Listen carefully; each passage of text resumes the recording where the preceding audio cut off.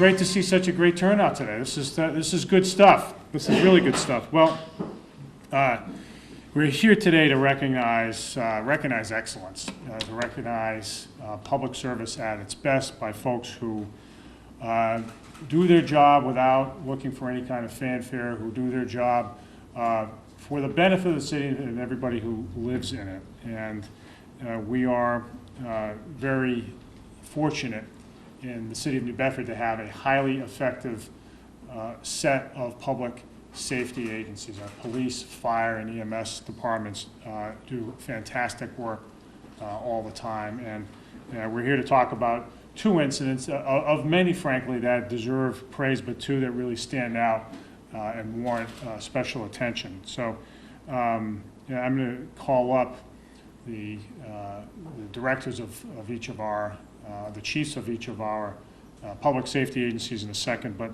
we're here today to highlight the responses of folks, public servants who are doing their thing, their routine thing on two normal days that turned very abnormal very quickly, and as a result saved the lives of New Bedford residents. And I will, without any further ado, just say two things. I want to say thank you to all of you for your service. Thank you for your hard work. Thank you for your dedication to the city. You deserve our praise every day, and today we're able to give you a little extra attention that you deserve as a result. I'm going to call up the heads of our agencies in a moment. I want to thank Kerry Winterson, our Ward 5 counselor, for appearing today and offering his support. And I will, without any further ado, let me call Chief Mike Gomes of our fire department to talk about the two incidents and the role of the fire department in those incidents. And I'll call up Chief Dave Preventure to do the same, and then Mark McGraw from EMS. So Chief, take it away. Thank you, Mr. Mayor. As the mayor said, these type of incidents occur every single day in our community, and the dedicated public safety personnel from all three agencies are out there every single day making a difference going forward. Unfortunately, sometimes they don't come to our attention. Sometimes the outcomes aren't as we would hope. Those are actually much more difficult to deal with. But these were two incidents that we're going to talk about where we had actual positive outcomes. We've been able to help the citizens of the community in doing so, and so we thought we'd bring them to the people's attention.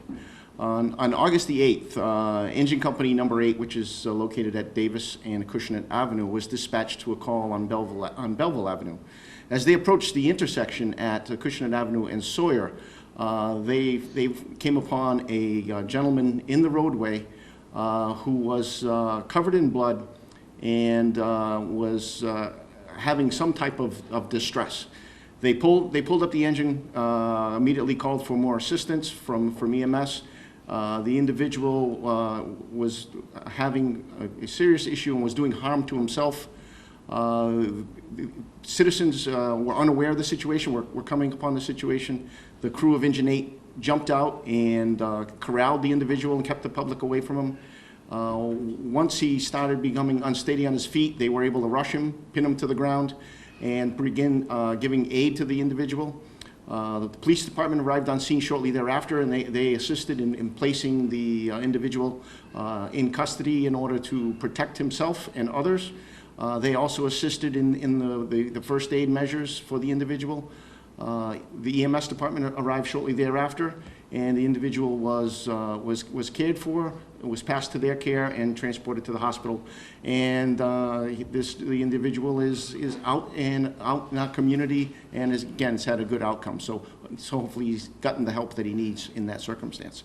So that was our participation on the August 8th incident. Again, the fact that the individual was doing harm to himself, the crew of Engine 8 stepped in to get between the community and the individual and to ensure that he didn't do any further harm to himself and, again, to the community. So for their selfless acts, that's why we're recognizing them today. All right, you want to take it away? I think Kelly has, Do both? Or, Yeah, I do both, yeah, that's probably the most, so everybody can keep track well. And then Sure. we'll have Chief Prevention come up and Mark come up after that. Absolutely. So we'll do that. the second incident that we're gonna discuss occurred on August the 22nd, and while it didn't necessarily rise to the level of the first incident, this involved a sudden onset cardiac arrest for a 68-year-old female. We were able to be dispatched in a rapid manner. In 4 minutes' time, we were at the subject's home, found the individual, again, in distress. Again, sudden cardiac arrest. We were able to immediately use an automatic defibrillator in order to have a positive outcome. Engine 1 was the company involved, and District Chief Kruger, who was acting as Unit 2 that day. Now, luckily that day, Chief Kruger's a licensed paramedic. We also had a firefighter on board Engine 1 that was a licensed paramedic, also an EMT and former EMT. So again, we bring a great deal of expertise into the field. They put their efforts to this individual, again with the participation of the police department. They arrived and were extremely helpful in the process of treating the patient and moving them on. And again, EMS came in. I'm pleased to say that the female in this case, again, had a very positive outcome and is starting her cardiac rehab and has had no deficit from this event, even though there was a cardiac arrest. And it is anticipated that she is going to have a productive and fruitful life going forward. Do the same. Thanks, folks. District Chief David Cooper is being recognized. He couldn't be with us today. He's recently had surgery and is unavailable. Captain Matthew Ostergy, he's the officer in command of Engine 8, and again, led his crew so well in this incident, so I'd like to recognize him. Mr. Mayor, you want to hand that off? Thanks a lot. Congratulations. Firefighter Justin Ponce.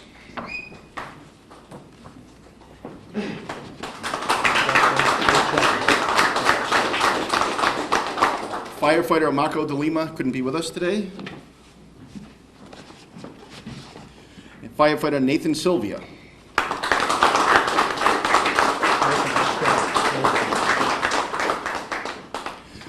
For the August 22nd incident, District Chief Scott Kruger.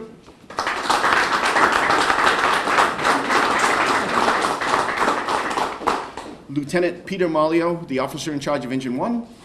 Oh, excuse me, Pete Mello, I'm sorry.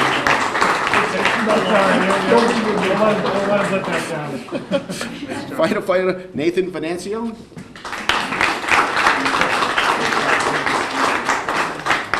Firefighter Jolene Menard.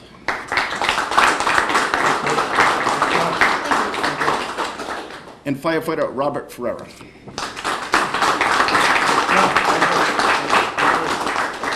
Step aside. Yeah, thanks, Mike. Thank you, Chief. All right, next up, I would ask Dave Preventure, our police chief, to talk a little bit about the role of the police department in both incidents. Dave. Thank you, Mayor. I'm not sure about all of you, but after hearing, Chief Gomes really highlight all this, I don't know about you all, but I'm going to sleep a whole lot better tonight knowing we got such a great fire department. I think the critical part about this, without reiterating a lot of what Mike had to say and keeping all of you in front of the hotlines longer than we need to be, I think what's unique about this is both of these incidents really highlight what I consider to be a really unique component of the public safety response we have available here in New Bedford, and that's the unbelievable cooperative and collaborative efforts and relationship that we have between fire, police, and EMS. As you heard Chief Gomes talk about, we respond to calls like this every day. Periodically, it makes good sense to really stop and think about what that means for this community, and I think you can all conclude pretty easily that it assists us in our ability to do what we're here to do, and that's to save lives. And I think it's important that we stand up and for a moment thank each and every one of the officers, firefighters, and EMS workers who go out there every single day and do just that by putting their own lives on the line. And I think we all owe them a serious debt of gratitude for that. Lieutenant Paul Demers was a responder in the August 8th incident, and I have a hard time getting surprised and worked up when members of our public safety team do these extraordinary actions, because those are the types of responses that I've come to expect and see time and time again. The unbelievable courage and strength of character that they display pretty much every day is the standard, not the exception. And I take great pride in leading an organization that displays those traits every single day and deliver that type of service to the folks who live and work here and raise their families here. And that means a great deal to me, both professionally and personally. For the second incident, which I think demonstrates really, better than anything, the purpose of public safety in a community, and that's, as I said before, saving lives. We have Officer Jason Hill.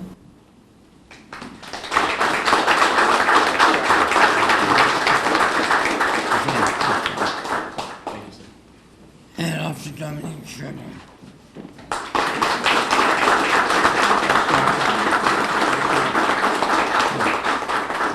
Yeah, the best part and the last thing I want to talk about, she's probably going to come back up here and smack the daylights out of me, but Dominique left a foot chase just before she came here to make sure she was here on time.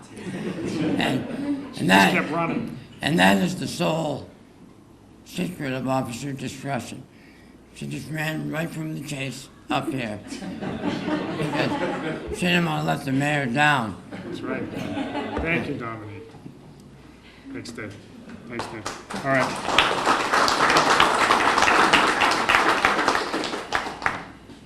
All right. And last but not least, certainly not least, is Mark McGraw, our Director of Emergency Medical Services, and the role. I want him to come up here and explain the role that his folks played in both of these incidents, the great job and great reaction they made in both occasions. Mark.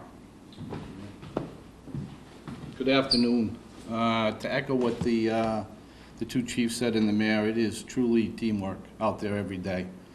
This is 2 calls out of 16,000 for EMS that we do a year. You can see how many people it took to do it, and to do it well. It's a labor of love for everybody in this room that works this job. You don't do it for the money. You certainly don't do it for the hours. But when things turn out well like this, it definitely needs to be celebrated. Our paramedics, within the past few years, have started a point of entry for trauma and a point of entry for STEMI, which is a heart attack. We go to Charlton Memorial for the cardiac stuff. We go to Rhode Island for the trauma, and it's making a difference. It's saving lives. Both of these calls had to be responded to quickly, treated quickly, and then on the way to Rhode Island or the way to Fall River to be treated. Our guys do this day in and day out. They are the best in the area. Compared to a city like Boston, where they have a lot more employees, we have 30 full-time that rotate every week and put in 40-plus hours, so they become very good at what they do. You can have full confidence that they are going to take care of you if you are sick and get you to where you need to go. So without further ado, these guys were on both calls, by the way. So they were on the stabbing, they were on the cardiac. So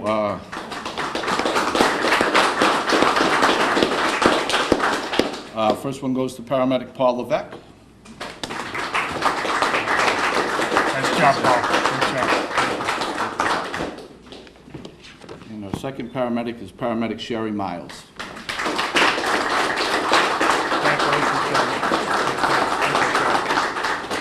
Thank you, ma'am. All right. Yeah, you guys should get 2 certificates. I think it'd only be appropriate. I just have a couple of wrap-up remarks. So, there may be a temptation to say, well, a press conference like this is just sort of a feel-good ceremony, and people like to read this, and there's a lot of fluff. It isn't that. The individuals here that we're honoring today signed up for their jobs for one reason, and that's to help people. They love the city, they wanted to serve others, and they have that opportunity to do that, along with all their colleagues in their respective departments. And there are times when they go out and their job is hard, and they may do something great, and it's just a matter of, you can chalk it up to they're just doing their job. And that, you could also characterize what we're honoring them for as being just part of their job. But we're honoring them because their jobs are extraordinary, and we have expectations that they perform well under extraordinary circumstances. The first business of government is to keep people safe, and because of the level of importance, the urgency of the moment, what they did was really extraordinary, and we do well. It is entirely fitting and proper that we honor them in this way. And so I reiterate my thanks and my congratulations on a job well done, and also to reiterate my pride that here in New Bedford, we have folks who strive for excellence in what they do and are achieving it. Our EMS department is one of the busiest in the state. They do an extraordinary job delivering folks not only to our local hospital, but to Fall River and to Providence, as Mark pointed out. They do it very, very well. Our police department, I've said, so many of you've heard me say times before, in my previous life as a federal prosecutor, I've dealt with lots of law enforcement agencies, and I know the New Bedford Police Department, long before I became mayor, was one that stood out among many across the Northeast. And then our fire department gets the job done every day. They were recently recognized by ISO New England as a top-tier fire department here in Massachusetts, joining only Cambridge and Boston. The expectation here in New Bedford is that in all the things that we do, we'll strive for excellence. And these are 3 groups, these are 3 chiefs, and there are 3 sets of individuals who achieve that on behalf of our residents. And again, we thank you guys for that. I'd be happy to take any questions if there are any. All right, hearing none. Jim? Nothing? One-on-ones, Mayor. One-on-one, all right, you got it. All right, thank you, everybody. Thanks for coming today.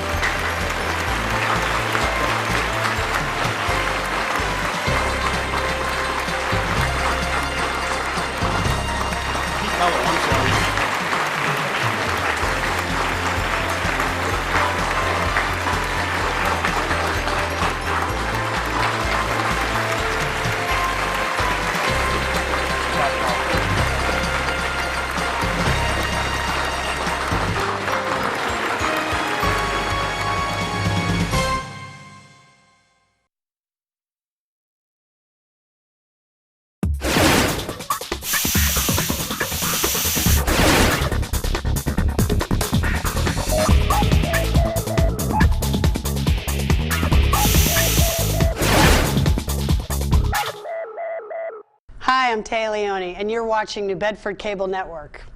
Good for you.